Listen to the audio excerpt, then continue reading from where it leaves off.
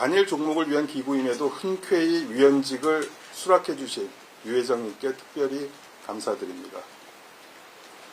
그리고 이어서 실행, 즉 우리가 지금 어떤 논의를 하고 있는지를 이해하고 실행에서 책임을 다해야 할 곳으로 대한축구협회와 한국프로축구연맹에서 각각 김승희 전무이사님과 조현상 사무총장님이 참여하셨습니다. 여기에 축구에 대한 각별한 애정으로 우리 혁신위원회의 활동을 도와주실 분으로 유영근 변호사님과 김대희 교수님 등 두 분의 전문가를 초대했습니다. 그리고 마지막 문체부 장관이 이 혁신위원회에 참여합니다. 정부를 대표해서 제가 참여하는 이유는 명확합니다. 먼저 우리가 이렇게 모여서 의논할 수 있도록 판을 깔고 틀을 만들어드리기 위함입니다. 그리고 우리나라 축구의 든든한 후견인, 믿음직스러운 조력자로서의 역할을 하기 위해서입니다. 정책으로, 예산으로 우리 K축구의 미래를 설계해 나가는데 정부는 든든한 지원자가 되어야 합니다. 그것이 앞으로 제가 세심하게 챙겨야 할 일들입니다. 잘 아시다시피 우리 축구협회의 독립성은 반드시 보장받아야 할 가치이며 약속입니다. 정부가 법에 정해진 범위를 넘어서서 협회 사무에 개입하는 건 있을 수 없는 일입니다. 지켜야 할 선을 지키면서 동시에 국민의 염원을 실천해 나갈 수 있도록 해야 할 소명을 다하는 데 전력을 기울이겠습니다. 그런 차원에서 그 실천의 한 방식으로 저는 이렇게 결심했습니다. 저는 지금 이 순간부터 K축구 혁신위원회 공동위원장직을 물러나고 한 사람의 위원으로서 이 혁신위원회에 참여하고자 합니다. 그리고 제가 물러난 자리는 대한민국 체육계를 이끌고 계신 유승민 대한체육회 회장님께서 맡아주실 것을 간청드립니다. 제가 이렇게 하고자 하는 이유는 말씀드렸듯이 이제 본격적인 논의의 장이 만들어졌고 이제부터는 축구인들, 체육인들이 주도적으로 이끌어 나가 주셨으면 하는 바람에서입니다.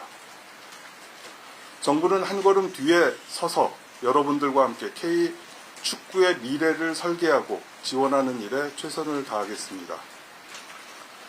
그럼 우리 유승민 회장님을 혁신위원회 공동위원장으로 추대하는데 위원님들 의견 없으십니까?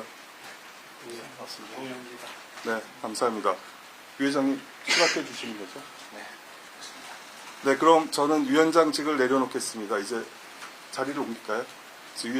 유 위원장님께서 이제 위원장님으로 모두 발언을 해주시면 될 것 같습니다.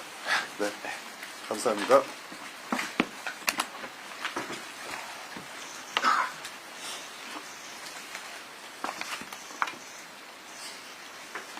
먼저 하시죠. 제가 먼저 할까요? 네, 이제 이렇게 한국 축구의 발전과 국민적 신뢰 회복을 위해서 뜻깊은 논의의 장을 마련해 주신 데에서 진심으로 감사드립니다.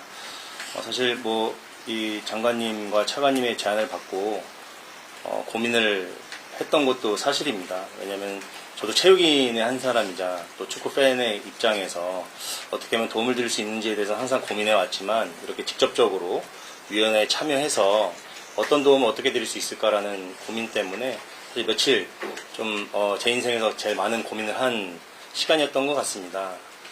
물론 체육인의 한 사람이기 때문에 또 체육회 행정을 끌고 있는 대한체육회장이기 때문에 책임을 함께 해야 된다는 생각을 했고 그로 인해서 위원직을 수락하게 됐는데 또 장관님께서 체육인들이 주도하는 또 축구인들이 앞장서서 축구협회의 발전과 축구 선수들의 앞날의 밝은 미래를 위해서 이렇게 위원장직을 또 제안을 해주신 데 대해서 사실은 더욱더 무거운 책임감을 느낍니다. 저도 체육인이기 때문에 이번 월드컵이 끝난 후에 다양한 국민 여러분들의 목소리를 함께 듣고 함께 무거운 마음으로 고민하고 생각하고 있었습니다. 다만 이 위원회가 논의가 정말 실제 제도 개선으로 이어지기 위해서는 논의 결과가 권고인지 또 협의안인지 또는 후속 절차를 전제로 한 이행 과제인지 그 성격을 명확히 할 필요가 있다라고 생각을 합니다. 분명히 그 성과, 이 개선으로 이어지기 위해서는 장관님이나 차관님 그리고 모두가 한 목소리로 이 축구협회의 변화를 이끌어야 된다라는 생각을 또 하고 있습니다.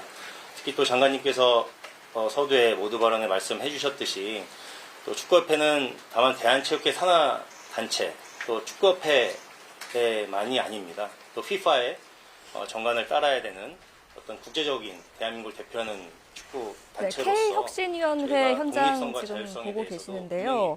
최희영 문체부 장관이 공동위원장직에서 물러나고 유승민 대한협회 체육회장을 선임 좀 부탁을 한 것 같습니다. 그리고 수락을 해서 지금 이야기를 하고 있는 모습인데 어떻게 보셨어요? 최희영 장관이 이 회의 순서에 따라서 먼저 모두 발언을 했거든요. 이 모두 발언에서 각 9명의 위원이 참가했는데 각 위원들의 역할에 대해서 간단하게 소개를 했고요.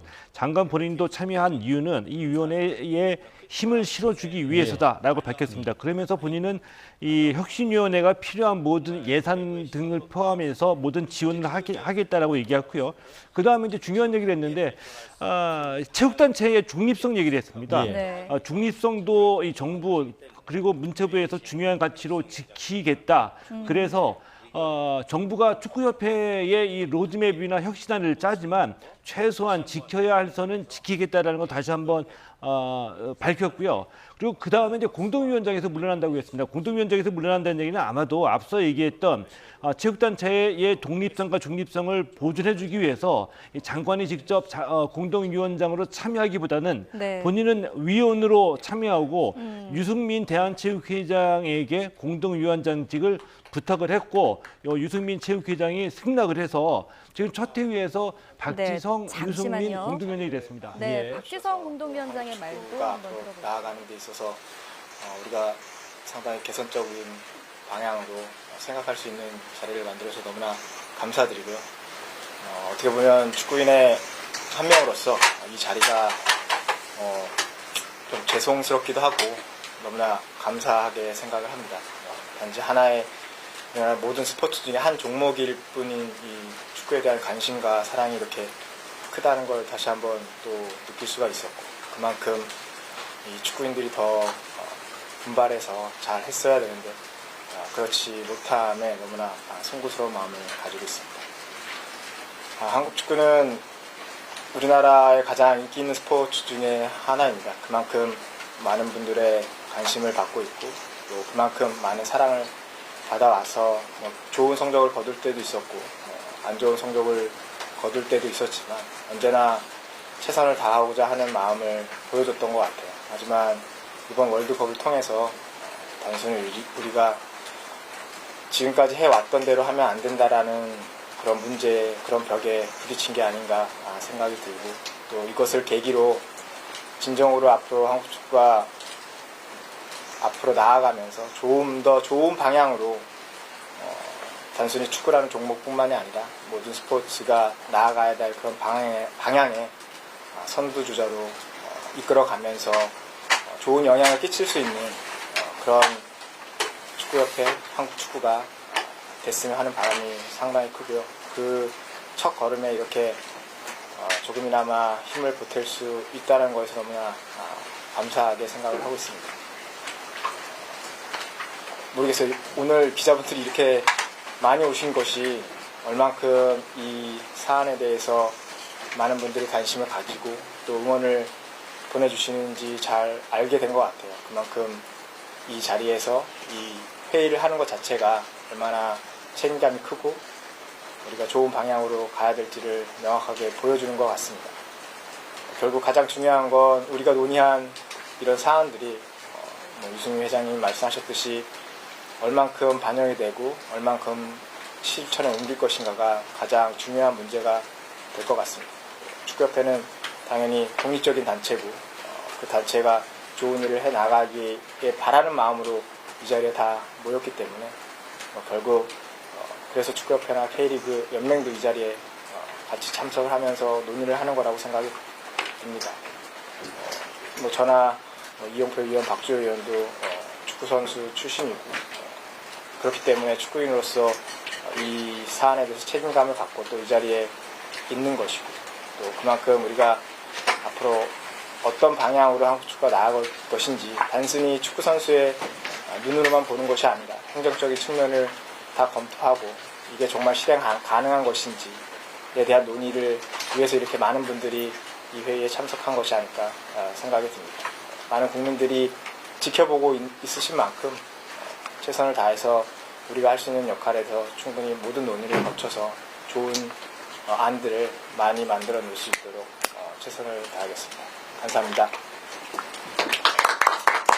청와대가 3대 메가 프로젝트 가운데 하나인 서남권 반도체 클러스터를 광주 군공항부지에 조성하기로 했다고 밝혔습니다. 네, 이재명 대통령은 야당의 비판을 겨냥해 협조는 못하더라도 방해는 하지 말아달라고 지적했습니다. 청와대 연결해서 자세히 알아보겠습니다. 홍민기 기자, 청와대 발표 내용 자세히 전해주시죠. 네, 청와대는 오늘 오전 이재명 대통령 주재로 3대 메가 프로젝트 민관합동 점검회의를 열었습니다. 청와대 핵심 참모들과 관계부처 장관, 삼성전자와 SK하이닉스 등 기업들이 참석했는데요. 강훈식 대통령 비서실장은 회의가 끝난 뒤 브리핑을 통해 서남권 반도체 클러스터 조성 부지로 광주 군공항 부지가 최종 결정됐다고 밝혔습니다. 기업 측이 광주 군공항이 가장 적합한 부지라는 의견을 제시했고 이미 평탄화가 된 만큼 공사 기간을 최소화할 수 있다는 장점이 있다고 설명했습니다. 250만 평에 달하는 규모, 광주 도심 KTX역과 가까운 점, 공항 항만과 연계한 물류 접근성이 우수한 점도 검토되는데요. 강 실장은 6월 말 정부 발표 이후 일부 지역 부동산 가격이 들썩거린다는 보고가 있었다며 불필요한 논란을 피하기 위해 광주 지역 부지를 먼저 선정하는 게 시급했다고도 언급했습니다. 이 반도체 산단에 필요한 전력 용수 등 기반시설, 주택 등에 대해선 매달 한 번 오늘같이 회의를 열어 점검해 나가겠다고 덧붙였습니다. 네, 이재명 대통령 오늘 회의 발언도 자세히 전해주시죠. 네, 이 대통령은 오늘 회의를 시작하면서 이 프로젝트와 관련해 일부에서 나오는 얘기 중에 이해가 안 되는 것이 있다고 언급했는데요. 왜 우리 지역은 빠졌느냐고 항의하더니 사기다, 불가능한 일이다 이렇게 비판하는 사람들이 있다면서 나라 살림을 맡은 공인들이 이런 태도를 보이는 게 맞느냐고 지적했습니다. 불가능하다는 건지 불균형이라는 건지 둘 중 하나만 비판하면 좋겠다며 최대한 협조는 못하더라도 크게 방해는 안 하면 좋겠다고 꼬집었습니다. 이 메가 프로젝트의 사업 타당성과 지역 불균형을 거론한 야당의 비판에 정면 대응한 걸로 해석됩니다.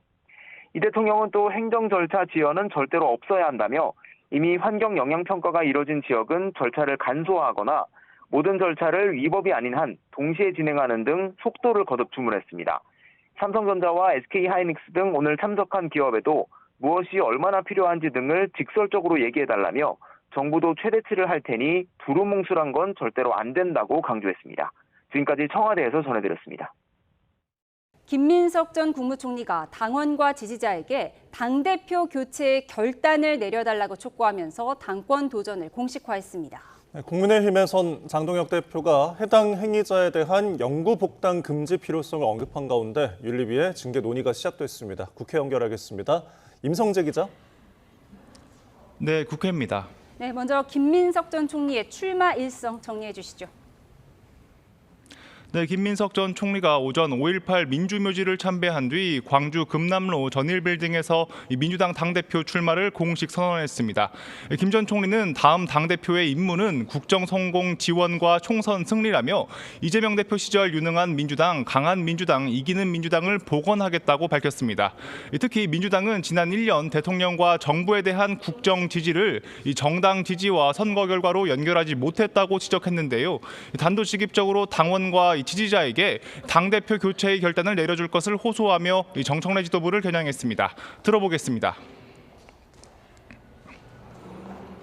지난 1년 자기 정치의 폐해가 당과 당정 협력을 본선에 빠뜨렸습니다. 김 전 총리는 조금 전 국회에서 다시 한번 출마 의견을 밝히면서 이 자기 정치 폐해란 표현과 관련해 이 토론 수기 절차 부족이 합당 문제 검찰 개혁 논의 이 공천 과정 등에서 나타났다고 지적했습니다. 정청래, 송영길 등 다른 유력 당권 주자들도 이르면 이번 주 이 출마 선언에 나설 거란 관측인데요. 연임 도전이 유력한 정청래 전 대표는 김 전 총리 출마 선언 직후 진영 내 단합을 강조하면서 자신은 단결의 언어, 동지의 언어만 쓰겠다는 의미심장한 SNS 글을 올렸습니다. 친청계 이성윤 의원은 김 전 총리를 겨냥해 남탓만 하고 비난하는 식의 출마 선언은 개탄스럽다고 비판했습니다. 송영길 의원은 SNS를 통해 자신은 부도 위기의 인천을 성공적으로 경영한 경험이 있다고 적으며 이는 집권 여당 당대표 임무 수행의 커다란 자산이라고 언급했습니다. 네, 국내임 상황도 알아보겠습니다. 친한계에 대한 당 윤리위원회 징계 여부에 관심이 쏠리죠? 네, 국민의힘 중앙윤리위원회가 비공개 회의를 엽니다. 지난 6.3 지방선거 기간 당원으로부터 접수된 징계 요구안을 심의하는 게 주요 안건인데요. 특히 부산북갑 보궐선거에서 무소속 한동훈 의원의 당선을 도운 친한계 의원들에 대한 징계 여부가 최대 관심입니다. 중진을 비롯해 당내에선 정치로 풀어야 한다. 징계 정치는 정말 파멸이다. 여러 우려가 나오지만 당권파를 중심으로 한 반론도 만만치 않습니다. 개인 사정으로 지난 1일부터 자리를 비웠던 장도혁 대표는 오전 비공개 최고위 회의에서 해당 행위자의 경우 영구적으로 복당을 금지시켜야 한다고 강조한 것으로 파악됐습니다. 또 당헌 당규 위반에 대해선 원칙대로 엄정하게 대응해야 한다고 발언한 것으로 전해졌습니다. 이 발언은 최근 전국 광역 기초의회 의장단 선출 과정에서 불거진 민주당과의 짬짬이 의혹을 언급하는 과정에서 나왔다는 게 공식 설명이지만 오늘 윤리위와 무관치 않다는 해석도 나옵니다. 수석 대변인 발언 들어보겠습니다. 심각한 해당 행위에 대해서는 당원 당규를 개정해서라도 복당을 영구히 금지해야 된다는 대표의 강력한 의사가 있었습니다. 이와 관련해 한동훈 의원은 친한계만 대상으로 한다기보단 반장동혁계 모든 사람을 대상으로 하려는 것 같다고 비판했습니다. 네, 오늘은 또 7월 임시국회가 시작되는 날인데 여야 대치 전국 여전히 이어지고 있죠. 22대 후반기 국회 민주당 주도의 원구성에 국민의힘이 보이콧으로 맞서면서 7월 임시국회가 반쪽으로 시작됐습니다. 당장 선관위 특검법이 첫 과제로 떠오른 가운데 여야 사이 대화 자체가 난망한 상황입니다. 민주당 한병도 당대표 직무대행은 최고위에서 이번 주 특검 법안을 제출하겠다고 공언했습니다. 이어 신속한 특검 도입의 큰 장애물은 참정권마저 정쟁 도구로 삼는 국민의힘이라며 제3자 특검 추천 방식이 현실적이고 공정하다고 강조했습니다. 반면 국민의힘 장도혁 대표는 최고위 회의에서 이번 특검은 야당 추천, 수사 범위 무제한이어야 한다며 민주당이 들어 누워서 시간만 끌다가 특검을 무산시키려는 것 같다고 비판했습니다. 회의 시작 전엔 민주당 주도로 처리돼 내일부터 시행되는 개정 정보통신망법을 입틀막법으로 규정, 단체로 검은 마스크를 쓴 채 항의하며 대여 투쟁 수위를 끌어올렸습니다. 지금까지 국회에서 YTN 임성재입니다. 경찰이 일면식도 없는 여고생을 살해한 장윤기 사건 수사 과정에서 증거인멸 정황을 한 것을 확인했습니다. 네, 광주경찰청은 전담 수사팀을 구성하고 당시 사건을 담당한 수사팀장을 긴급 체포했습니다. 오선열 기자입니다. 장윤기는 지난 5월 5일 범행 직후 자신이 운전한 SUV 차량을 강변에 버리고 도주했습니다. 차량엔 혈흔이 묻어있고 범행과 관련된 물품까지 놓여 있었습니다. 하지만 수사 과정에서 광주 광산경찰서 담당 경찰관이 차량 내부의 일부 증거물을 없앤 것으로 파악됐습니다. 수사팀은 범행 다음 날 예전에 광산경찰서에서 근무하다가 지금은 다른 경찰서 현직 경감인 장 씨 아버지에게 차를 돌려줬습니다. 광주경찰청은 여고생 살인사건을 담당했던 광산경찰서 수사팀장을 증거인멸 혐의로 긴급 체포했습니다. 검찰은 차 안에 있던 중요 물건이 사라져서 증거 제출로 이어지지 않았다고 설명했습니다. 앞서 경찰은 장 씨 집에서 훼손된 성인용 인형을 보존하지 않고 장 씨의 아버지에게 주소와 비밀번호, 수사 상황 등도 알려준 것으로 드러났습니다. 사건 초기 부실 수사 의혹이 잇따르자 광주경찰청은 국가수사본부 지시로 22명 규모의 전담팀을 편성했습니다. 경찰청 국가수사본부는 반부패 수사 전담 인력을 중심으로 수사팀을 꾸렸다며 강도 높은 수사를 예고했습니다. 피의자 신분으로 입건된 광산경찰서 수사팀장과 장윤기 담당팀 소속 형사들은 모든 업무에서 배제됐습니다. 근무가 어차피 어려우니까 배제시켰던 부분이고요. 증거인멸 혐의 부분을 혐의점으로 두고 수사를 착수했습니다. 경찰의 제가족 감싸기 의혹이 속속 드러나는 가운데 검찰은 공무상 비밀 누설과 증거인멸 혐의 등으로 직접 수사 가능성을 열어두고 있습니다. YTN 오세일입니다. 전국 곳곳에서 비가 내렸다 그치기를 반복하는 가운데 이 수요일쯤 정체전선이 중부지방까지 북상해 강하고 많은 비가 내릴 것으로 보입니다. 비가 그친 곳에서는 다시 무더위가 기승인데요. 청주에서는 올해 두 번째 열대야가 나타났고 영남과 제주에는 폭염주의보가 내려졌습니다. 취재기자 연결해서 자세한 날씨 전망 알아보겠습니다. 김민경 기자, 이번 주 초에는 중부에도 많은 비가 예보됐는데 장맛비답지 않게 비가 오락가락하고 있습니다. 이유가 뭔가요? 네, 우리나라 상공에 영하 10도 안팎의 찬 공기가 머물면서 정체전선의 북상을 막고 있기 때문입니다. 다만 남서쪽에서 덥고 습한 공기가 계속 유입되면서 만들어진 비구름이 내륙으로 들어와 곳곳에서 비가 내렸다 그치기를 반복하고 있습니다. 기상청은 내일까지는 이 같은 산발적인 비가 이어지다가 수요일은 모레쯤 정체전선이 중부지방까지 북상하면서 중부에 호우특보 수준의 강한 비가 쏟아질 걸로 내다봤습니다. 이후 기압계는 변동성이 무척 큰 상황인데요. 현재 괌 북서쪽 해상에서 서쪽으로 이동 중인 제9호 태풍 바비가 강도 5의 초강력 태풍으로 발달하면서 주변 기압계에도 영향을 미칠 걸로 보입니다. 태풍이 우리나라에 직접 영향을 줄 가능성은 크지 않지만 정체전선의 위치와 강수 시기, 강도에 영향을 미치면서 예보의 변동성이 커질 가능성이 있습니다. 기상청은 태풍의 진로와 기압계 변화를 예의주시하고 있다고 밝혔습니다. 네, 더위도 만만치가 않습니다. 열대야 그리고 폭염특보 상황은 어떻습니까? 네, 밤사이 청주의 최저기온이 25도를 기록하며 열대야가 나타났습니다. 지난 5월 30일 강릉에서 열대야가 나타난 이후 기후 관측 지점으로는 두 번째인데요. 남서쪽에서 덥고 습한 공기가 계속 유입된 데다 구름이 땅에서 열이 빠져나가는 것을 막으면서 밤사이 기온이 충분히 떨어지지 못했기 때문입니다. 비가 그친 지역을 중심으로는 다시 무더위가 기승을 부리면서 폭염특보도 발령됐는데요. 대구와 부산, 울산 등 영남 곳곳과 제주 동부에 오전 11시 발효로 폭염주의보가 내려졌습니다. 특보가 내려진 지역에서는 이틀 이상 최고 체감온도가 33도 안팎까지 오르겠고 전국적으로도 30도를 웃돌 걸로 보입니다. 기상청은 주 중반 정체전선이 중부까지 북상하면 남부지방을 중심으로 폭염이 더욱 심해질 가능성이 있다며 충분한 수분 섭취 등 온열질환 예방에 각별히 유의해달라고 당부했습니다. 지금까지 과학기상부에서 YTN 김민경입니다.